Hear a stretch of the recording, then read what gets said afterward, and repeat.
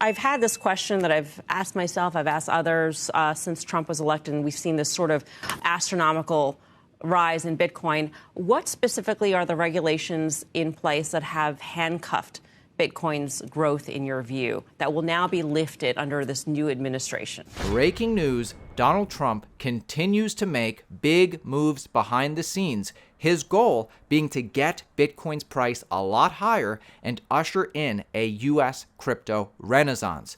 But I think the big major sea change is you can see $500 trillion of conventional assets getting tokenized to become digital assets.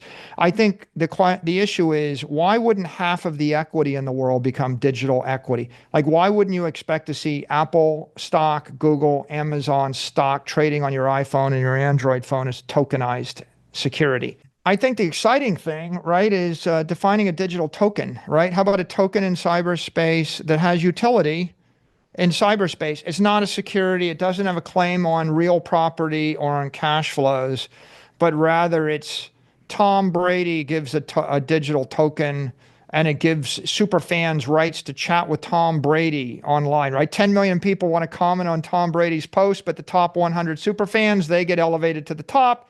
They get into the chat. They get into the 100-person Zoom meeting. They get something, whatever it might be, some prioritization.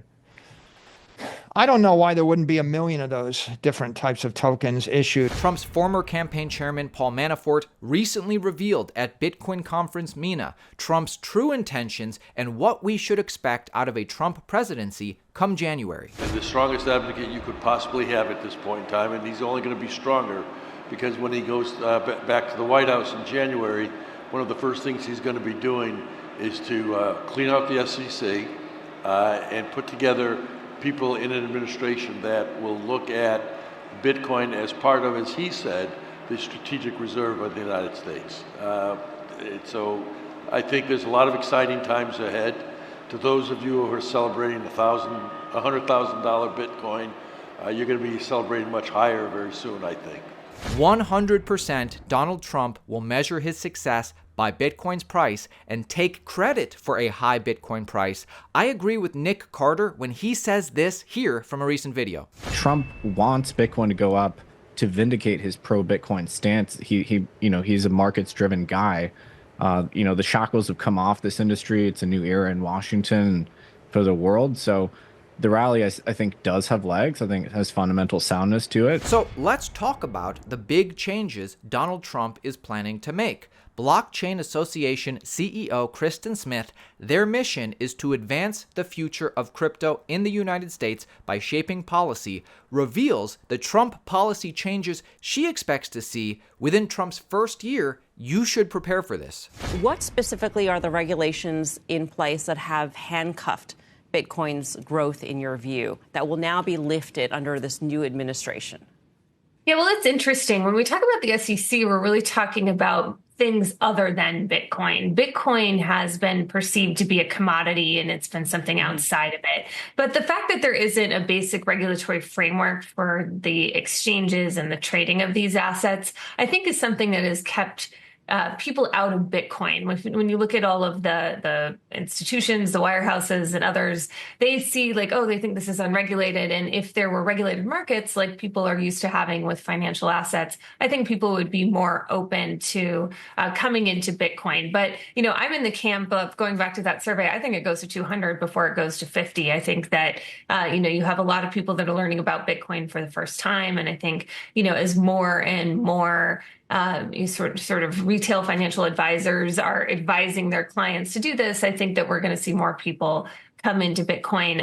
Also, we see a lot of countries around the world or even states around the United States that are building Bitcoin reserves. I'm not sure that's something that the U.S. is going to do right out of the gate, but people are looking to hold more Bitcoin, not less. And so I think just having that change of attitude from the top, having a president who says, hey, we want U.S. to be the capital of this industry.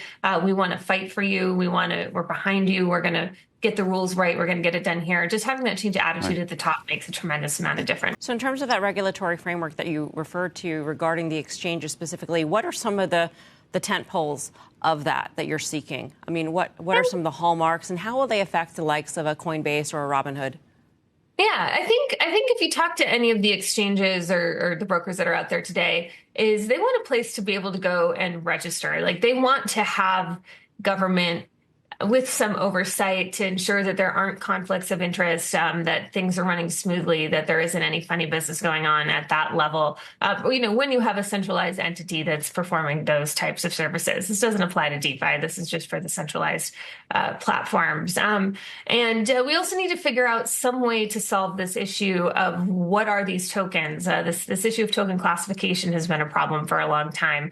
And then some, basic rules around custody. These are all things that would be very easy to do, but some of them, there are not clear authorities today. So we need Congress to actually pass a law to do that. But I think having a place for these exchanges to register would be very helpful in moving the market into the next generation here. The fact is, traditional markets and crypto markets look primed for a big 2025.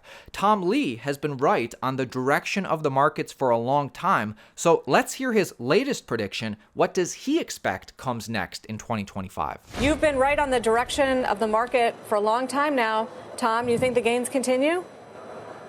Yes, I think that there's a lot more tailwinds building for markets in 2025 than have existed in 2024, mainly because now we're not worrying about the Fed worrying about inflation and bringing a halt to the economy.